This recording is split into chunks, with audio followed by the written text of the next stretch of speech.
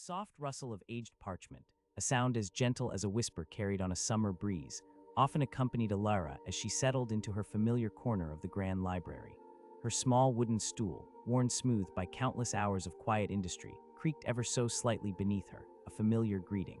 The scent of old paper and dust motes dancing in the sunbeams that pierced the high-arched windows filled the air, a comforting aroma that was, to her, the very essence of home.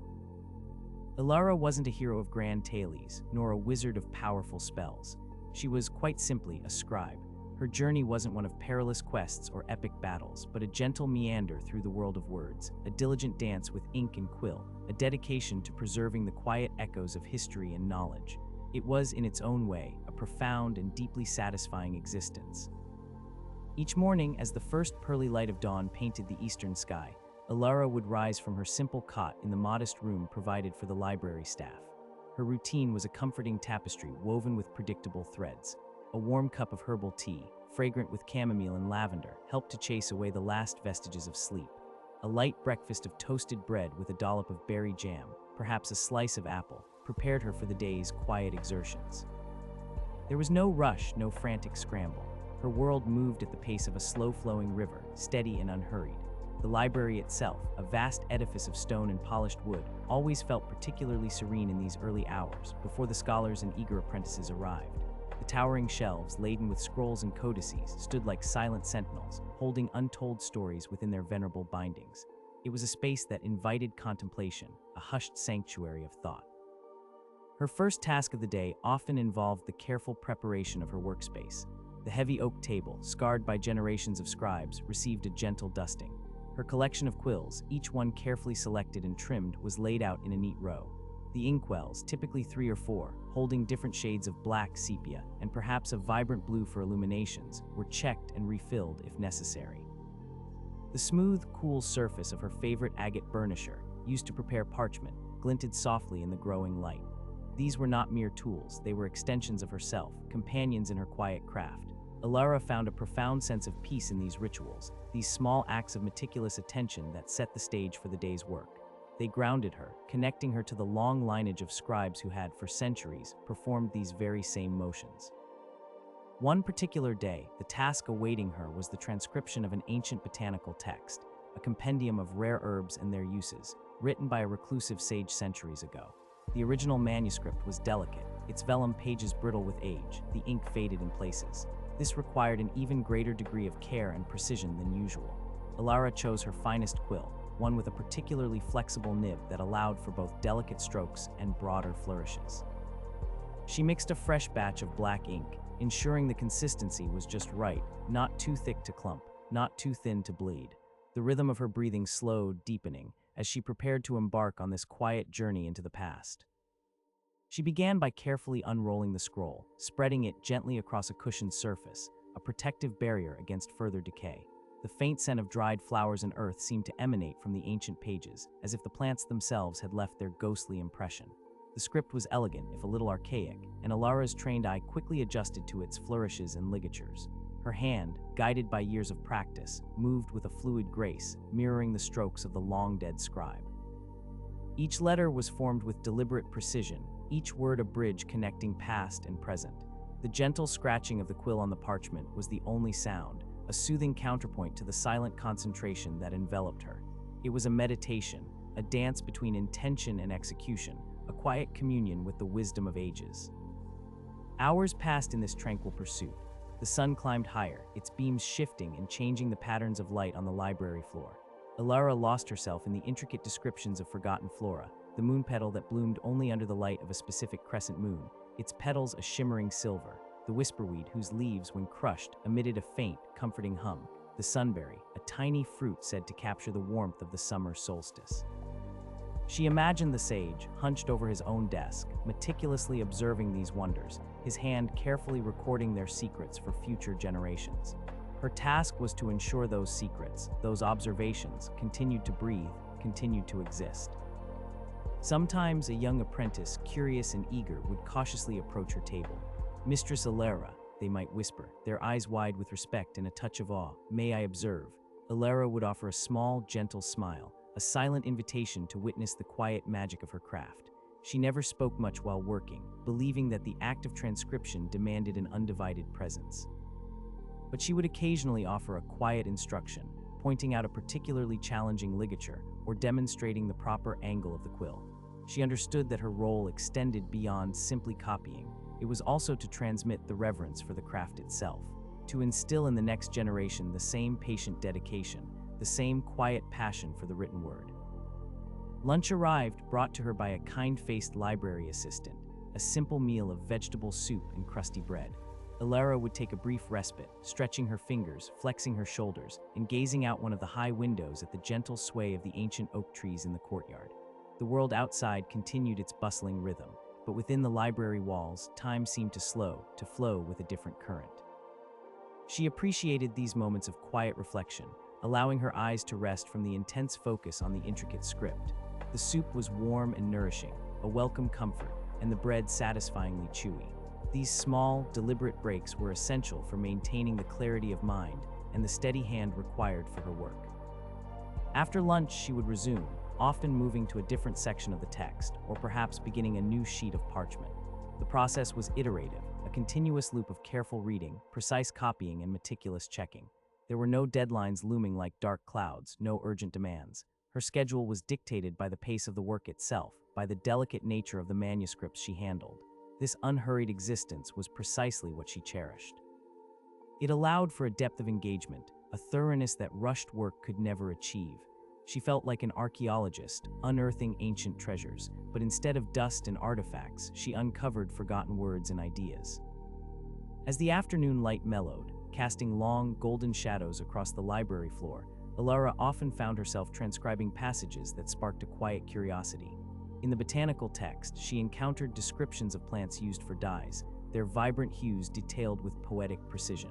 She imagined the ancient peoples gathering these leaves and berries, crushing them, extracting their colors to adorn their clothes and paintings.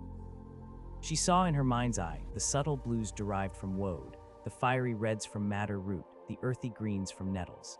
It was a brief, imaginative detour, a moment where the words on the page transcended their literal meaning and painted vivid images in her mind. These small flights of fancy were a welcome addition to the otherwise focused work, a gentle stretching of her inner world. Sometimes her work involved not transcription, but repair. A scroll might arrive, torn and tattered, its edges frayed, its contents crumbling. These were particularly delicate operations. Ilara would carefully mix a special adhesive made from rice paste, a recipe passed down through generations of scribes, known for its archival stability. With tiny brushes and tweezers, she would painstakingly piece together fragments, mend tears, and reinforce weakened sections. It was like performing surgery on history, a meticulous effort to restore integrity to something precious and fragile. The satisfaction of seeing a damaged text regain its wholeness was immense, a quiet triumph of preservation. She also took pride in the illumination work, though it was less frequent. When a new text was commissioned, or an old one required a fresh binding, Ilara would sometimes be asked to add intricate decorative elements. These might be elaborate initial letters, swirling vines that framed a page, or delicate borders adorned with tiny, whimsical creatures. For this, she would use vibrant pigments ground from minerals and plants, carefully mixed with egg yolk to create rich, luminous colors. Her hand, usually so steady in its precise copying, would take on a different kind of grace, a more artistic freedom, yet still imbued with the same meticulous attention to detail. The gold leaf, painstakingly applied and burnished, would catch the light, adding a touch of shimmering elegance to the page. It was a joy to see a bare page come alive with color and artistry. As the day began to wane and the long shadows grew longer still, Ilara would prepare to conclude her work. She would carefully cap her inkwells, clean her quills, and arrange her tools in their accustomed places. The transcribed pages, still faintly damp, would be laid out to dry, a testament to the day's quiet labor. She would then re-roll the ancient botanical scroll with the utmost care, placing it back in its protective casing. There was a sense of gentle accomplishment, a quiet satisfaction that came from knowing she had contributed to the continuity of knowledge, to the preservation of beauty and wisdom. The evening hours were often spent in quiet reading, not of grand adventures or dramatic romances, but of scholarly treatises, historical accounts, or perhaps a collection of ancient poetry. She enjoyed the gentle rhythm of words, the way they could transport her to different times and places without ever leaving the comfort of her small room. Sometimes she would brew another cup of herbal tea, the steam rising in delicate tendrils, warming her hands as she turned the pages. The soft glow of her oil lamp cast a warm, inviting light, making the familiar surroundings feel even more cozy and safe. It was a time for reflection, for quiet contemplation, for letting the day's work settle peacefully within her. Her dreams were often filled with the gentle whisper of turning pages, the soft scratch of quills, and the faint scent of ink and parchment. Sometimes she dreamt of vibrant colors, of intricate patterns forming themselves on unseen pages, of ancient trees swaying in the moonlight, just like the descriptions in the botanical text she had been transcribing. These were not vivid, disturbing dreams, but rather soothing echoes of her waking life, reinforcing the deep sense of contentment she found in her profession.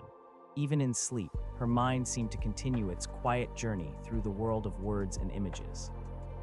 The cycle would begin anew with the rising sun, a comforting repetition that brought a deep sense of order and purpose to Alara's life. Each day presented new texts, new challenges, new opportunities for quiet discovery. There might be a collection of folk tales from a distant land, their whimsical characters and moral lessons offering a glimpse into another culture. Or perhaps a philosophical treatise, its complex arguments requiring careful attention and nuanced transcription. No 2 days were exactly alike, yet the underlying rhythm, the gentle cadence of her work, remained constant. This predictability, far from being monotonous, was a source of profound peace. Occasionally, the chief librarian, a kindly old scholar named Master Thuron, would visit her at her desk. He rarely interrupted her work, but sometimes he would pause, observing her steady hand, a faint smile gracing his lips. "Still weaving your magic, Alara," he might murmur, his voice soft and appreciative. She would offer a shy nod, a brief acknowledgement, understanding that he recognized the quiet power in what she did. Master Thuron had a deep reverence for the scribes, knowing that they were the unsung guardians of the library's vast treasures. He understood that without their diligent efforts, the knowledge contained within those walls would slowly fade, lost to time and decay. One afternoon, as Alara was meticulously copying a particularly delicate map, detailing the ancient trade routes that snaked across vast deserts and over towering mountain ranges, a particularly intriguing detail caught her eye. Hidden within the swirling decorative border of the map, a tiny, almost imperceptible symbol was repeated, a small, stylized dragonfly. It wasn't part of the main cartographic elements, but seemed to be a personal flourish of the original mapmaker. Alara paused, a gentle hum of curiosity stirring within her. She often encountered such small, personal touches in ancient manuscripts, little glimpses into the personality of the long-dead creators. She wondered about the mapmaker, about their journey, about why the dragonfly held such significance for them. Was it a symbol of their clan, a lucky charm, or simply a beloved insect? These were the quiet mysteries that sometimes unfolded within her work, small narratives woven into the larger tapestry of knowledge. She carefully reproduced the tiny dragonfly, ensuring that every delicate wing and slender body was perfectly rendered. It was important, she felt, to honor these small details to preserve the complete integrity of the original work, including its eccentricities. This wasn't merely about copying words and lines, it was about faithfully transmitting the spirit of the original creation. The process was slow, requiring a steady hand and an even steadier breath. Each minute detail was absorbed, processed, and then recreated with precision. The satisfaction of completing such a challenging detail was a small internal cheer, a quiet affirmation of her skill and dedication. The library hosted occasional visitors from far-off lands, scholars, merchants, emissaries, who sought specific knowledge within its hallowed halls. Their presence brought a subtle shift in the library's atmosphere, a slight hum of anticipation and excitement. Alara, however, remained largely undisturbed by these comings and goings. Her world was largely confined to her desk, her quills, and the ancient texts that lay before her. She would sometimes hear snippets of conversation, fragments of exotic languages, but these were distant sounds, like the gentle lapping of waves on a far-off shore, barely registering in her focused mind. Her journey was inward, a deep dive into the calm waters of scholarship. There were moments, though, when a particular story or anecdote within a text would subtly resonate with her own quiet life. She was currently working on a collection of biographies of famous, albeit less exciting historical figures, a master weaver renowned for the durability of his tapestries, a humble baker whose bread was said to bring comfort to the sick, a gardener whose roses bloomed even in the depths of winter. These were not figures of grand historical import, but rather individuals whose quiet dedication to their craft had left a lasting, if subtle, impact on their communities. Alara found a kinship with these quiet heroes, recognizing in their stories the same gentle perseverance that characterized her own existence. One biography in particular captured her imagination. It was about a woman named Lyra, a weaver who spent her entire life in a small village, creating tapestries of breathtaking beauty. The text described how Lyra would select each thread with meticulous care, how she would spend months, sometimes years, on a single piece, her fingers dancing across the loom with an almost hypnotic rhythm. It spoke of the stories woven into her tapestries, not grand narratives of kings and queens, but gentle depictions of village life, of blooming meadows, of the changing seasons. Alara felt a deep connection to Lyra, understanding the profound satisfaction that came from such dedicated, quiet creation. It reinforced her belief in the value of her own unassuming journey. As the narration unfolded, detailing Lyra's daily routine, her focus on the subtle shifts in light and color, her patient pursuit of perfection in each intricate stitch, Alara found herself slowing her own pace even further.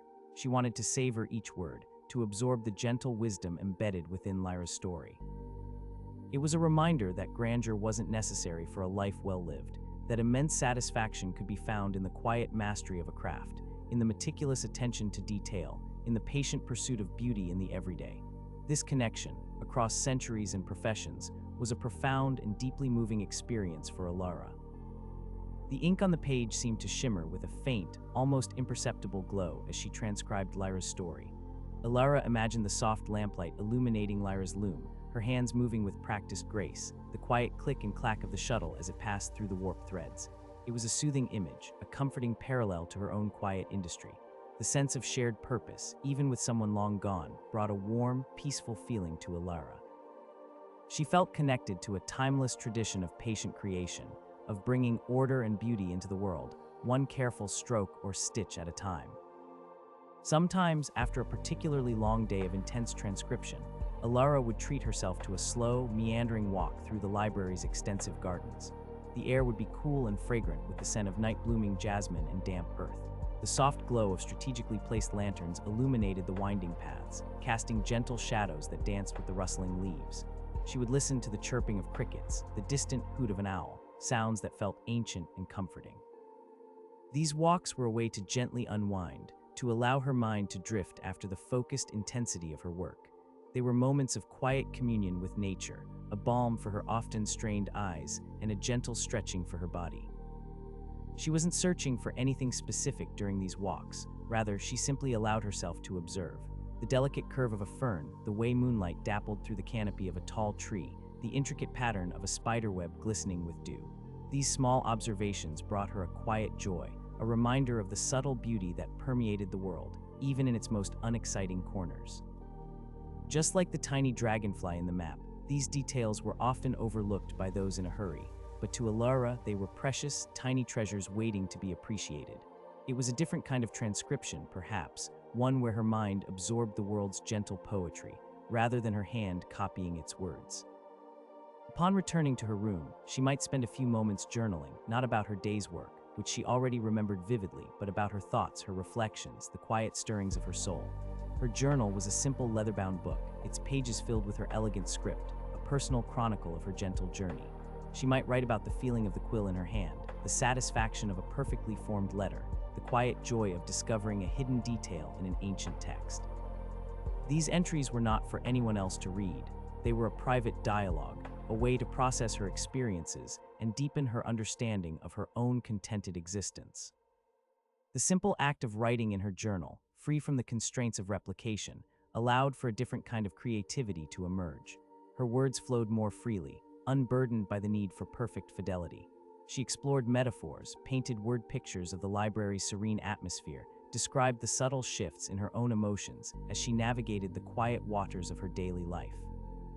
It was a gentle exercise for her mind, a way to express the deeper currents that ran beneath the surface of her calm exterior. And when she was finished, she would close the journal, a sense of quiet completion settling over her, preparing her for a restful sleep. The library itself felt like a living entity to Alara. Its stone walls seemed to breathe with the accumulated wisdom of centuries.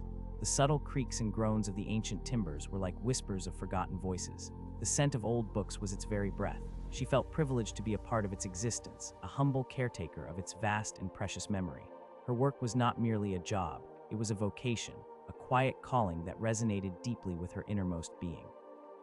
She often wondered about the countless hands that had touched these very same books, the eyes that had pored over these words, the minds that had been shaped by the ideas contained within. She was a link in a long, unbroken chain, a quiet custodian of humanity's intellectual heritage. There were times when the sheer volume of work, the endless shelves of untranscribed texts could feel a little daunting, but Alara never allowed herself to be overwhelmed. She knew that her journey was not about completing everything, but about making a steady, consistent contribution, one page at a time, one word at a time. Her approach was like that of a patient gardener tending to a vast garden. Each plant, each bed, received its due attention, slowly, meticulously, over time. And just as a gardener finds immense satisfaction in the steady growth of their plants, Alara found her joy in the steady accumulation of transcribed pages, each one a testament to her quiet dedication. One morning the light was particularly soft, diffused by a gentle mist that hung over the city. It cast the library in a serene, almost ethereal glow. Alara was tasked with transcribing a collection of ancient lullabies and children's rhymes, gathered from various remote villages. The script was simpler, less ornate than many of the scholarly texts, but no less precious. As she copied the gentle verses, her hand moved with a lyrical grace, almost as if it were dancing to the unspoken melody of the lullabies. Phrases like "sleep, my little star child," and "the moon will watch over you" flowed from her quill, evoking images of cozy nurseries and loving parents. It was a soothing task, filled with warmth and innocence. She imagined the mothers and fathers, centuries ago, singing these very same songs to their children, their voices soft and comforting. She could almost hear the gentle cadence of their voices echoing through the ages. It was a poignant reminder of the enduring power of human connection, of the simple acts of love and comfort that transcended time. Her work, in this instance, felt less like transcription and more like a quiet act of remembering, of breathing new life into forgotten melodies. The gentle, rhythmic nature of the verses had a calming effect on her, a soothing balm that permeated her entire being. Sometimes a difficult passage would arise, a word or phrase whose meaning was obscure, whose script was particularly faded. These were moments that called for careful scholarly detective work. Alara would consult the library's vast collection of dictionaries, glossaries, and linguistic guides. She would spend time cross-referencing, comparing the ambiguous passage with similar texts, slowly piecing together the intended meaning. This intellectual challenge, far from being stressful, was a welcome variation in her routine. It engaged a different part of her mind, calling upon her analytical skills and her extensive knowledge of ancient languages and scripts. The triumph of deciphering a particularly tricky phrase was a small, quiet victory, a testament to the power of patient inquiry. It was during one such deciphering effort that she stumbled upon a marginal note, almost invisible to the casual eye, within an old historical chronicle. It wasn't part of the main text, but a tiny, barely legible annotation in a different hand. After much painstaking effort, she managed to discern the words. "The quietest lives often hold the deepest truths." It was a simple phrase, yet it resonated profoundly with Alara. It felt like a direct message, a confirmation of the value of her own unassuming existence. It was a moment of unexpected connection with a forgotten soul, a quiet affirmation that she was on the right path. She paused, quill poised above the parchment, allowing the meaning of those words to sink in.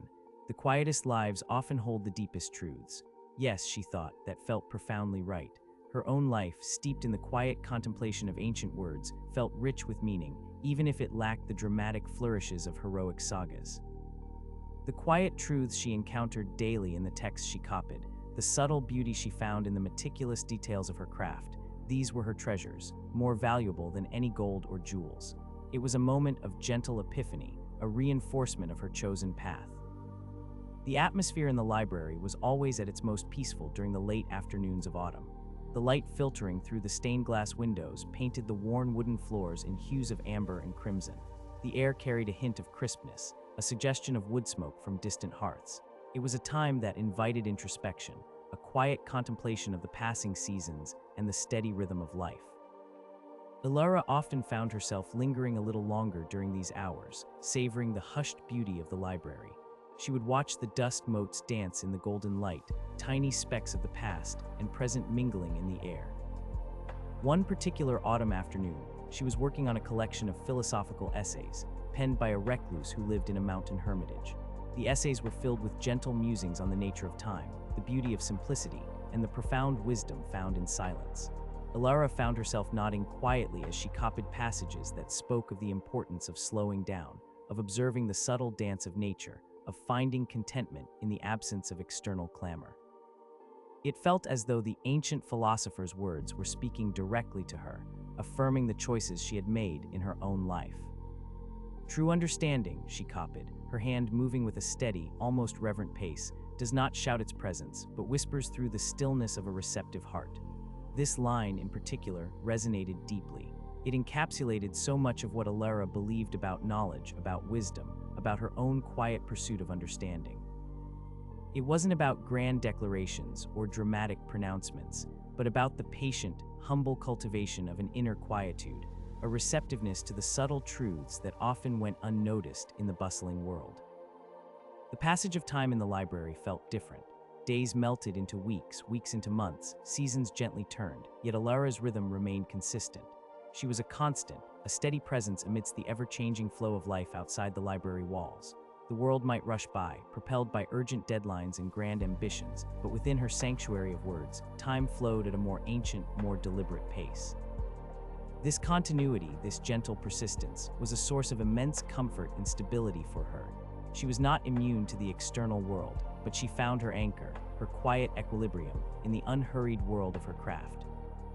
The quiet, almost meditative aspect of her work also extended to her interactions with others. When a young apprentice would ask a question, Alara would take her time to formulate a thoughtful, clear response, spoken in her soft, calm voice. She believed in the power of gentle guidance, of patiently nurturing understanding, rather than simply dispensing information. She would often demonstrate a technique rather than just describe it, allowing the apprentice to observe the subtle nuances of her hand movements, the delicate pressure of the quill, the precise angle of the page. This approach fostered a deeper learning, a quiet transmission of knowledge that went beyond mere words. Her patience was legendary among the library staff. When a particularly challenging repair was needed, or a complex and faded manuscript required transcription, it was always Alara who was entrusted with the task. Her colleagues knew that she possessed not only the skill, but also the boundless patience and unwavering focus required for such delicate work. She never rushed, never allowed frustration to cloud her judgment. She approached each challenge with a calm determination, a quiet confidence born of years of dedicated practice. Her gentle demeanor belied an inner strength, a steely resolve to honor the integrity of every word, every line, every historical detail. Alara's journey was not one of grand narratives, but of 1,000 tiny, deliberate steps. Each stroke of her quill, each careful turn of a page, each moment of quiet contemplation contributed to a larger, unseen tapestry of knowledge and preservation.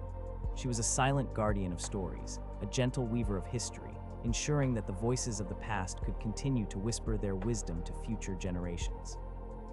And in this quiet, unassuming role, she found a profound and deeply fulfilling purpose, a true sense of belonging in the vast, gentle expanse of the world.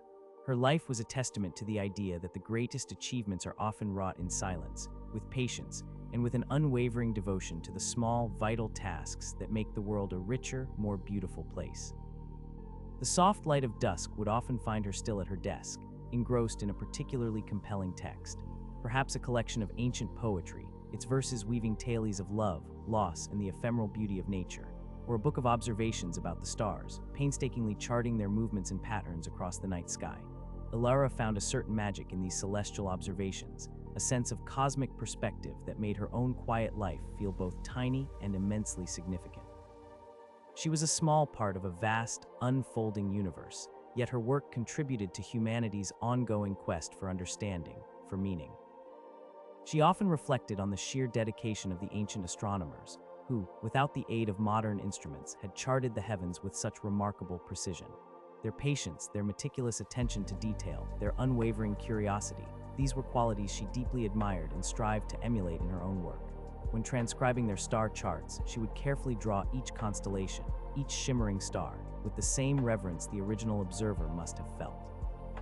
It was a way of connecting with their silent awe, of carrying their wonder forward through time. The gentle scratching of her quill would fill the quiet air, a steady, comforting rhythm. It was a sound that spoke of continuity, of timeless dedication, of the quiet persistence of human endeavor. As the last rays of sunlight faded from the library windows and the shadows deepened, Alara would finally put down her quill, a deep sense of peace settling over her. Another day's work completed, another small step taken on her gentle journey. The world outside might be settling into its evening slumber, but within the library, the quiet work of preservation, of nurturing knowledge would continue, carried forward by the patient hands and gentle spirit of Alara, the scribe. And as she extinguished her lamp, plunging her small corner into darkness, the wisdom of ages, carefully copied and preserved, slept quietly, awaiting the gentle touch of a new dawn. Her dreams, if she remembered them, were often a soft continuation of her day. Sometimes she'd be gently tracing the contours of ancient letters, the feel of the parchment cool beneath her fingertips. Other times, she'd be walking through meadows described in a botanical text, the ethereal glow of moon petals illuminating her path, the whisperweeds softly humming in the background. They were never jarring or stressful, but rather like a peaceful drift on a quiet stream, a gentle transition between the conscious focus of her work and the subconscious processing of her experiences. It was a holistic existence, where her waking and sleeping hours flowed seamlessly into each other, all imbued with the same sense of calm and purpose. The scent of ink, a subtle, earthy fragrance, had become an almost intrinsic part of her being. It clung to her clothes, lingered on her fingertips, and seemed to permeate the very air she breathed. To some, it might be an ordinary smell, but to Alara, it was the comforting aroma of her life's calling, a gentle reminder of the tangible connection she forged between past and present. It was the scent of knowledge, of history, of quiet dedication. And it was a scent she cherished, a constant companion on her unexciting, yet profoundly satisfying journey. Each morning, as the sun began its ascent, painting the sky with soft hues of rose and gold, Alara would find herself looking forward to the quiet anticipation of the day's tasks. There was always something new to discover, a different voice from the past waiting to be heard, a fresh challenge for her skilled hands. It might be a collection of fables, their simple morals still relevant after centuries. Or a book of traditional recipes, detailing the preparation of forgotten dishes, their ingredients speaking of ancient harvests and communal feasts. Each text held its own unique charm, its own quiet story to tell. The simple act of opening a new manuscript, feeling the texture of its pages, observing the unique character of its script, was always a moment of quiet excitement for Alara. It was like embarking on a miniature expedition, a gentle voyage into the unknown. She approached each new text with a sense of respectful curiosity, a quiet eagerness to unravel its secrets and bring its contents to life once more through her careful transcription. This steady rhythm of discovery, this quiet unfolding of knowledge, was the gentle heartbeat of her days. And as she dipped her quill into the inkwell, the faint scratching sound marked the beginning of another peaceful chapter in her scribe's gentle journey. The world outside the library might be filled with grand adventures and dramatic narratives, but for Alara, the true excitement lay in the quiet pages before her, in the steady flow of words that connected her to the endless stream of human thought and experience.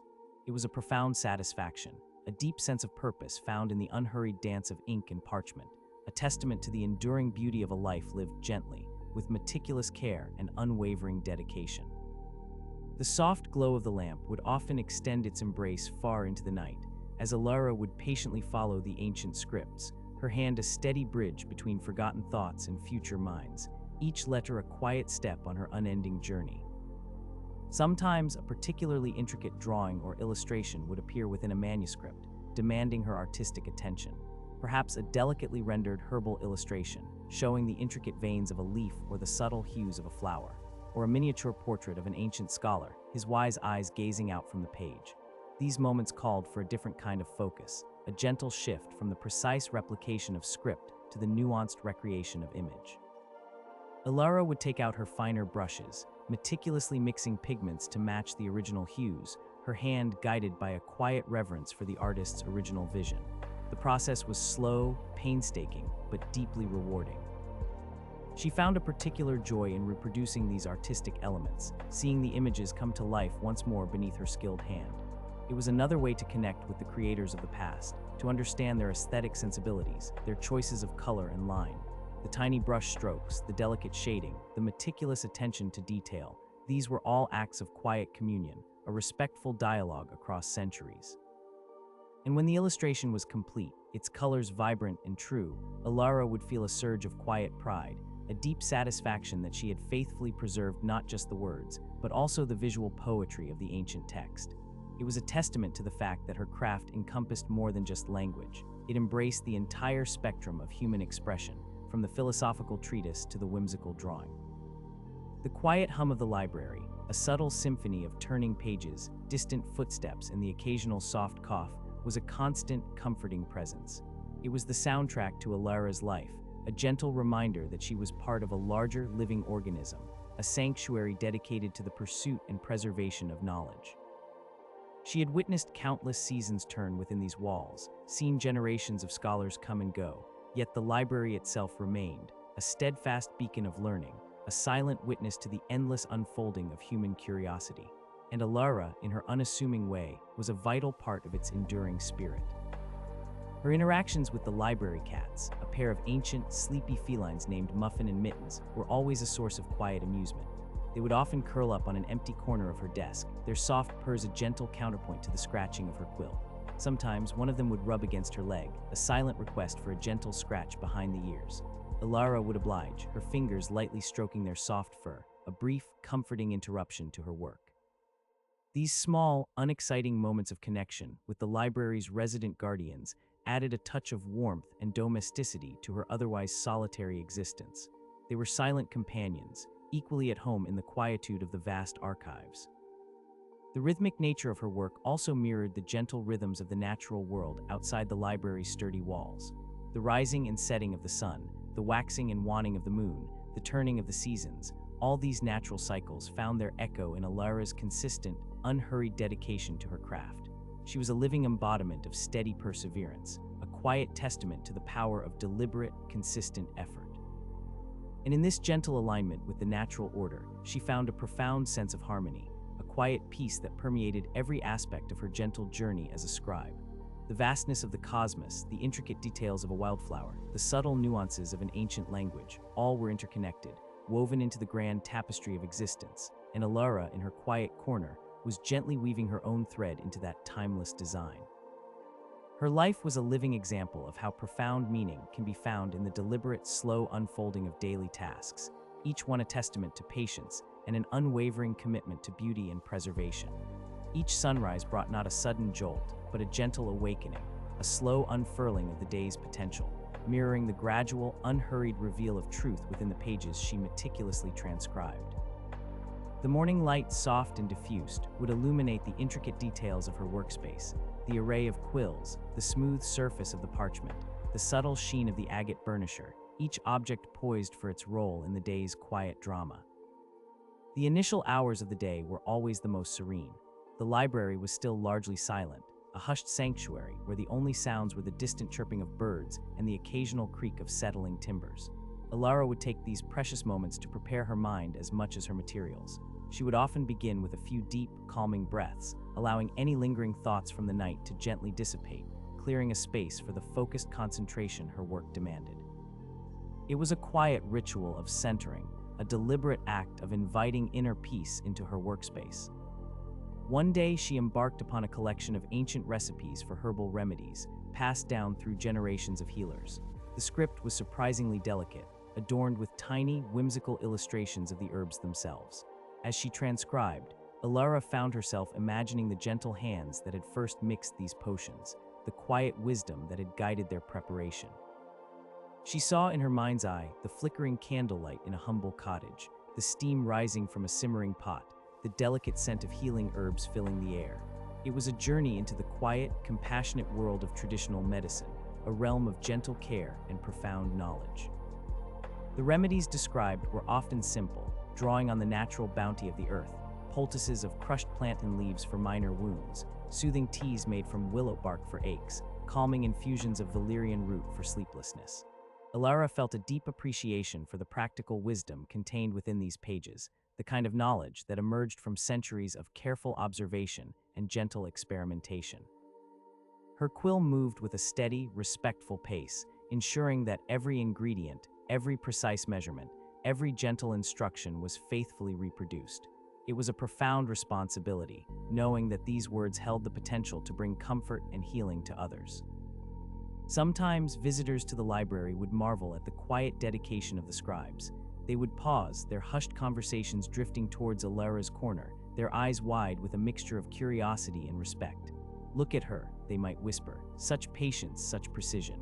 Alara would rarely acknowledge their presence, her focus unwavering, her hand continuing its steady dance across the parchment. She understood that her work was not for display, but for preservation, for the quiet transmission of knowledge. Their admiration, though appreciated, was merely a fleeting ripple on the calm surface of her contented world. Her evenings were often spent in a gentle winding down, much like a clock slowly releasing its tension. She might sit by her window, gazing at the moon as it arced across the velvet sky, its gentle light casting silver shadows over the library gardens. She found a profound solace in the quiet grandeur of the cosmos, the slow, predictable ballet of the stars. It was a reminder that even in the vastness of the universe, there was order, there was beauty, there was a gentle rhythm that pervaded all things. This sense of cosmic peace often accompanied her into sleep, leaving her refreshed and ready for another day of quiet labor. The texture of the parchment itself was a source of quiet pleasure for Alara. The smooth, almost silken feel of a freshly prepared sheet, the faint, satisfying resistance of the quill as it glided across its surface, leaving a perfect trail of ink. She appreciated the craftsmanship that went into creating such a fine material, the careful preparation of animal hide, stretched and scraped and polished until it achieved its luminous quality. It was a testament to the fact that even the most fundamental tools of her trade were imbued with a history of quiet dedication, of meticulous skill. One particular afternoon, she was tasked with copying a collection of ancient proverbs and aphorisms, each one a tiny capsule of timeless wisdom. Phrases like "a gentle answer turns away wrath," and "the strongest oak grows not in shelter but in the open storm," flowed from her quill, each word a moment for reflection. Alara found a particular resonance in these short, insightful statements. They were like tiny philosophical gems, distilled over centuries of human experience, offering quiet guidance and profound truth in their concise forms. She copied them with a special reverence, aware of the enduring power contained within their elegant simplicity. As the day progressed, the light in the library would shift, transforming the familiar space with a gentle artistry. The morning's crisp, clear light would soften into the warm, golden hues of midday, then deepen into the amber and violet tones of late afternoon. Alara found a quiet beauty in these subtle transformations, a reminder of the continuous, gentle unfolding of time. She would sometimes pause, her gaze drifting upwards to the high arched windows, allowing herself a brief moment to absorb the ethereal beauty of the light before returning to her quiet task with renewed focus. It was a small, unexciting luxury, a gentle feast for her eyes. The silence of the library was not an empty, oppressive silence, but a rich, resonant quietude filled with the unspoken voices of countless authors and scholars. It was a silence that invited contemplation, a space where thoughts could gently unfurl, where ideas could quietly bloom.